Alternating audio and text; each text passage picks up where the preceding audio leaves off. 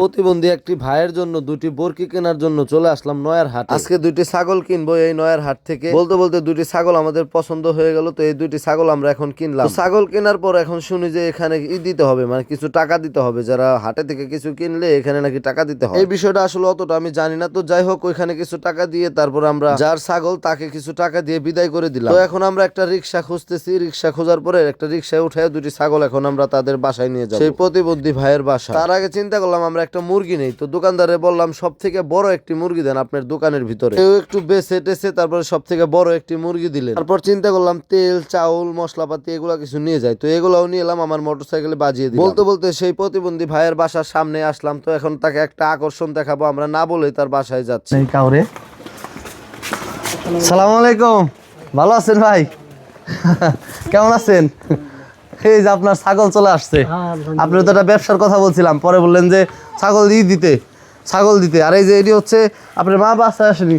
সালাম আলাইকুম, ভালো আছেন না আম্মা? আমি তো অবাক হয়ে গেছি যে এরকম ছাগল আমার ঘরে আসবো। এই যে আম্মা, আপনার ওই দিন একটা ভিডিও করছিলাম না, ভিডিওতে যে পান্তা ভাত খাইতেছিলেন আর মরিচ দিয়ে খাইতেছিলেন, হে ঢাকায় থেকে আমার একজন ফোন দিছে, বুঝছেন? ফোন দেওয়া কইতেছে যে তাদের জন্য মুরগি নিয়ে যাইবেন। এই যে এই জায়গায় মুরগি আছে, এই যে মুরগি একবার সব থেকে বড় যে মুরগি আসছিল ওইটা নিয়ে আইছি।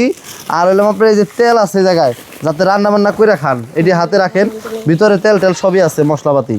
তারা আসলে এগুলা পেয়ে অনেক খুশি হয়েছে। এর আগে যে ইলেকট্রিক একটা হুইল চেয়ার দেখছেন, এইটা পেয়েছে। ফ্রেন্ডস চ্যারিটি অর্গানাইজেশন থেকে এই চেয়ারটি পেয়েছে, আমার মাধ্যমে আনছি, কিন্তু টাকাটা তো আসলে ওনারাই দিয়েছে। এই বরকির টাকাটাও দিয়েছে টুটুল ভাই, সেও প্রবাসী ভাই, আসলে অনেক ভালো মানুষ, যে কারণে এইগুলা কেনার জন্য সে টাকা পাঠিয়েছে 10,000। তার জন্য মন থেকে দোয়া করি ভাই। তো আরো কিছু টাকা বাকি ছিল, সে টাকাগুলো তাদের হাতে তুলে দিলাম। এখানে আবারও আমার বিকাশ নাম্বারটা দিয়ে দিলাম, আপনারা অবশ্যই কিছু না কিছু টাকা পাঠাবেন, কারণ তাদের তো সংসার চলতে হবে, তাদের কিছু কোনো কাজ করার মতো তাদের অবস্থা নাই, ওইভাবে চলাফেরা করতে পারে না, তাদের এই দানের টাকা দিয়ে চলতে হয়। আপনারা যে যা পারেন অবশ্যই বিকাশ নাম্বারে পাঠাবেন। আর এই বিকাশ নাম্বারের টাকাগুলো মূলত আমি অসহায় মানুষদের জন্যই রেখে, যার যেরকম প্রয়োজন আমি ওইভাবে তাদেরকে দিই। উনার ধরেন আমার টাকা অনেক হলে আমি ওনাকে প্রতি মাসে বাজার করে দিলাম। যাই হোক, অন্তত একটা শেয়ার করবেন যাতে কোনো হৃদয়বান ব্যক্তি দেখে কিছু টাকা পাঠায়। অবশ্যই আমাদের কাজের এই ভিডিওগুলো যেন আপনারা প্রত্যেকটা দেখতে পারেন, তো এই কারণে অবশ্যই আমার পেজটি ফলো করবেন।